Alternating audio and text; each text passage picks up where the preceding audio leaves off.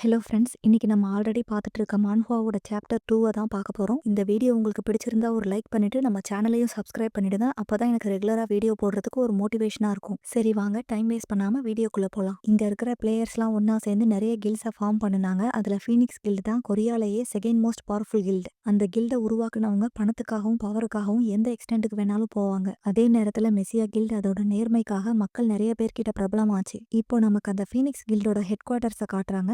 Phoenix கில்ட்ல join பண்றதுக்கான terms and conditions இது எல்லாத்தையும் நல்லா படிச்சு பார்த்துக்கோ. இது கூடவே நீ கிளியர் பண்ண போற ஒவ்வொரு டஞ்சன்ஸ்க்கான போனஸையும் நாங்க உனக்கு கொடுப்போம்னு அவர் சொல்ல, நம்ம ஹீரோவோ அது எல்லாத்தையும் வாங்கி கவனமா படிச்சு பார்க்கறான். இவங்க கொடுக்குற இந்த பணத்தை வச்சு என்னால எந்தவித ஐட்டம்ஸையும் வாங்க முடியாது. ஆனா எனக்கு வேற வழி இல்லை, இதை நான் பண்ணிதான் ஆகணும். என்னோட பிளேயர் எலிஜிபிலிட்டியை எப்படி நீங்க வெரிஃபை பண்ணுவீங்க? ஏன்னா அவங்களோட ஸ்டாட்ஸை பிளேயர்ஸால மட்டும்தான் பார்க்க முடியும்னு அவன் சொல்ல, அவரும் சிரிச்சுக்கிட்டே சில பேப்பர்ஸ் எடுத்து டேபிள் மேல வைக்கிறாரு. நீ கேட்ட மாதிரி இதுல லார்ட் ஆஃப் தண்டர் வேர்ல்டோட ஸ்பெஷல் ஸ்கில்ஸ் எல்லாம் இருக்கு. இதுல இருந்து ஒன்னு எடுத்து கிழிச்சா நீ பிளேயரா இல்லையான்னு தெரிஞ்சிடும். அந்த ஸ்கில்ஸை நீ கத்துக்கிறத என்னால பார்க்க முடியும்னு அவரும் சொல்ல, நம்ம ஹீரோவும் இப்ப அவன் முன்னாடி இருக்கிற பேப்பர்ஸை பார்க்கறான். அப்போ அவன் கண்ணில் பாய்சனஸ் பிளட்ங்கிற ஒரு பேப்பர் படுது. இந்த ஸ்கில் எனக்கு இங்க கிடைக்கும்னு நான் எதிர்பார்க்கல. எனக்கு நல்ல ஞாபகம் இருக்கு. அவ்வளவு சீக்கிரம் யாராலையும் இதை கவுண்டர் அட்டாக் பண்ண முடியாது. இந்த ஸ்கில்லோட உதவியால ஒரு பிளேயர் அவங்களோட பிளட்டை பவர்ஃபுல் பாய்சனா மாத்த முடியும். இந்த ஸ்கில் சாதாரணமா தெரிஞ்சா கூட இதை அந்த பிளட் கோலம் ஸ்கில்லோட கம்பைன் பண்ணனா ரொம்பவே பவர்ஃபுல்லா மாறிடும். அப்படின்னா சரி, நான் இதையே எடுத்துக்கிறேன்னு சொல்லி அந்த பேப்பர் எடுத்து அவன் கிழிக்க அவன் மொத்த பாடியுமே ஷைன் ஆகுது. நீங்க என்ன சொல்றீங்க?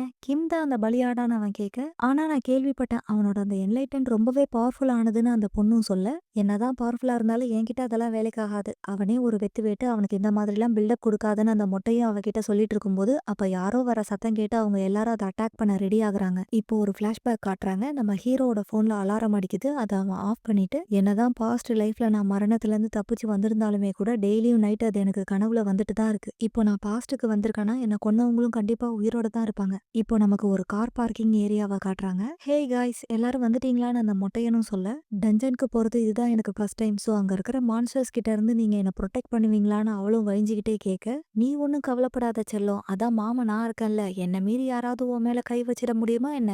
எங்க தான் அவன் போய் தொலைஞ்சானோ, இன்னும் எவ்வளவு நேரத்துக்கு தான் இப்படி வெயிட் பண்றதுன்னு அவன் சொல்லிட்டு இருக்கும்போது பயங்கர சத்தத்தோட ஒரு டப்பா கார் அங்க வந்து சேருது. இவன் மனசுல பெரிய ஹீரோன்னு நினைப்போ முத நாளே இப்படி லேட்டா வரான்னு அவன் சொல்ல, இவனெல்லாம் நம்ம சேர்த்துக்கிட்டதே ரொம்ப பெரிய விஷயம். இதுல இவன் இந்த மாதிரி ஒரு கார்ல வந்து நம்ம பார்ட்டியோட மானத்தையே வாங்குறான். இவனை பார்த்தாலே தெரியுது இவன் பாக்கெட்ல ஒரு பைசா கூட இல்லைன்னு. சோ கண்டிப்பா இவனை மாதிரி ஒருத்தவங்க கிட்ட கில்ட் ஐட்டம்ஸ் எல்லாம் இருக்க சான்ஸே இல்லைன்னு அவன் சொல்ல, அதுக்கு மத்தவங்களும் முதல்ல அவன் இந்த ஒரு ரவுண்ட உயிரோட தாண்டானான்னு பாப்போம், மத்ததெல்லாம் அப்புறம் பேசிக்கலாம். அப்புறம் உங்களுக்கு ஒண்ணு தெரியுமா, நான் இதுக்காக புதுசா வெப்பன்ஸ் எல்லாம் வாங்கியிருக்கேன்பான்னு அந்த மொட்டையனும் சொல்ல, மத்தவங்களும் நம்ம ஹீரோவை கழட்டி விட்டுட்டு அங்கிருந்து கிளம்புறாங்க. உங்களோட குவெஸ்ட் என்னன்னா, நீங்க காப்ளின்ஸ் இருக்கிற டென்னுக்கு போய் அங்க இருக்கிற அதுங்க மொத்தத்தையும் போட்டு தள்ளணும். எல்லாத்தையும் கவனமா படிச்சுக்கோங்க. அதுல உங்களுக்கு ஏதாச்சும் டவுட்ஸ் இருந்தா கேளுங்க. அப்புறம் உங்கள யாராச்சும் இதுல இருந்து விலகணும்னா இப்பவே சொல்லிடுங்க. அப்படி இல்லைன்னா உங்களோட இன்வென்டரிய லாஸ்டா ஒரு டைம் செக் பண்ணிக்கோங்கன்னு அவர் சொல்ல, அதுக்கு அந்த மத்த பிளேயர்ஸும் அதை எதையுமே காதுல வாங்கிக்காம சிரிச்சு விளையாடிட்டு இருப்பாங்க. இவனுங்கள்ல ஒருத்தனை கூட எனக்கு பிடிக்கல. அதுவும் ஒரு வழியில நல்லதுதான். ஏன்னா அங்க இவங்களை காப்பாத்தணுங்கிற அவசியம் எனக்கு கிடையாது.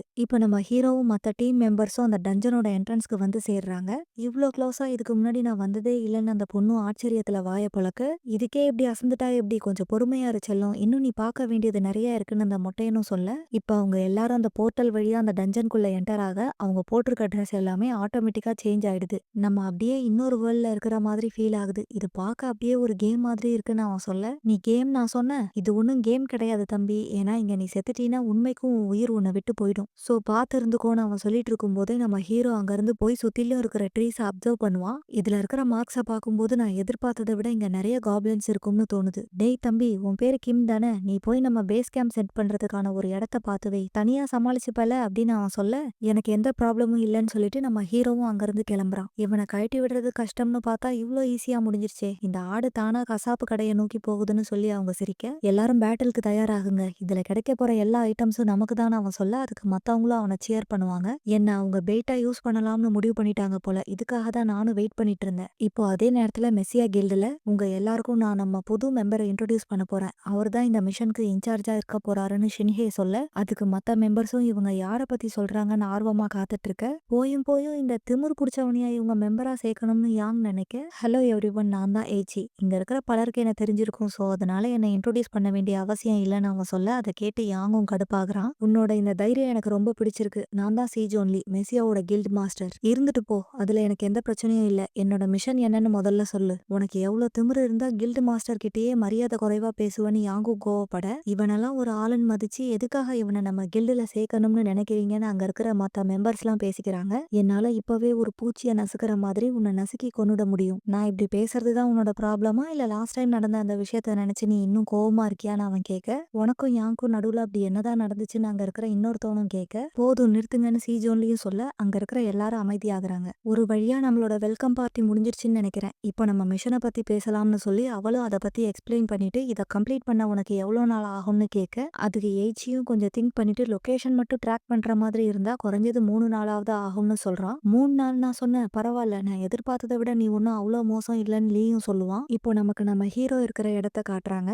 நான் இந்த டஞ்சனை பத்தி கேள்விப்பட்டதெல்லாம் உண்மைதான். ரொம்ப வேடிக்கையா இருக்கு. ஏன்னா அவன் தான் எனக்கு இந்த மாதிரி சயின்ஸை பார்க்கறதுக்கும் ஃபைட் பண்றதுக்கும் சொல்லி கொடுத்தான். இப்போ நமக்கு ஒரு பிளாஷ்பேக் காட்டுறாங்க. அதுல எய்ச்சி நம்ம ஹீரோ கிட்ட இந்த மார்க்ஸ் எல்லாத்தையும் கவனமா பாரு, இதுல இருக்கிற இன்ஃபர்மேஷனை வச்சுதான் இந்த டஞ்சன்ல நீ உயிர் பிழைக்கிறதுக்கான சான்ஸை இன்க்ரீஸ் பண்ண முடியும்னு சொல்ல, அதுக்கு நம்ம ஹீரோவும் இங்க உயிர் வாழணும்னா அதுக்கு வெறும் இன்ஃபர்மேஷன் மட்டும் போதாது, நான் இப்போ இருக்கிறத விட இன்னும் ஸ்ட்ராங் ஆகணும். என்னதான் ஒரு பிளேயர் நீ சொல்ற மாதிரி ஸ்ட்ராங்கா இருந்தாலுமே அவங்களுக்கும் ஒரு வீக்னஸ் கண்டிப்பா இருக்கும்னு அவன் சொன்னதை நம்ம ஹீரோவும் நினைச்சு பாக்குறான். அது எல்லாத்தையும் அவன் எனக்காக சொல்லி தந்தானா இல்ல அந்த மெஸ்ஸியா கில்ட ஸ்ட்ராங் ஆக்கணும்னு நினைச்சானான்னு எனக்கு தெரியல. அவன் எனக்கு காட்டின பாதையில நான் நடந்ததுனால கொஞ்சம் கூட ஈவிரக்கமே இல்லாத ஒரு லாயலான ஹண்டிங் டாகா அந்த மெஸ்ஸியா கில்டுக்கு நான் இருந்தேன். இப்போ அவன் பொருளை வச்சு அவனையே போட்டு தள்ளுறதுக்கான நேரம் வந்துடுச்சு. ஆமா, அவங்க எனக்கு கத்து தந்த ஒவ்வொரு விஷயத்தையும் அவங்களுக்கு எதிராவே நான் யூஸ் பண்ண போறேன். அப்போ சடனா ஒரு கல் அவனை நோக்கி பறந்து வர ஜஸ்ட் மிஸ்ல நம்ம ஹீரோவும் எஸ்கேப் ஆகுறான். இந்த காப்ளின்ஸ்லாம் உண்மைக்கும் கியூட்டா தான் இருக்குன்னு சொல்லிட்டு அவனோட கத்திய வர வைக்கிறான். இதை விட பல மடங்கு டேஞ்சர்னு சொல்லக்கூடிய அந்த 7 டஞ்சன்ஸையே நான் பார்த்திருக்கேன். எனக்கு இதெல்லாம் ஒண்ணுமே இல்லைன்னு சொல்லி அந்த கத்திய வச்சு அவன் கையை கட் பண்ணி இப்போ அந்த பாய்சனஸ் பிளட் ஸ்கில் எப்படி ஒர்க் ஆகுதுன்னு பார்த்துடலாம். இப்போ அதுல ஒரு காப்ளின் அட்டாக் பண்ண வர அதை நம்ம ஹீரோவும் டாட்ச் பண்ணிட்டு அவன் ரத்தம் படிஞ்ச கத்தியை அதோட கையிலேயே இறக்குறான். ஆனாலும் அது அசராம அவனை திரும்பவும் அட்டாக் பண்ண ட்ரை பண்ணும். நான் நினைச்சதுக்கு மாறா இந்த பாய்சனை வச்சு இதுங்களை ஸ்லோ பண்ண முடியலன்னு சொல்லிட்டு அவன் கையில இருக்கிற அந்த கத்தியை வீசி எறிய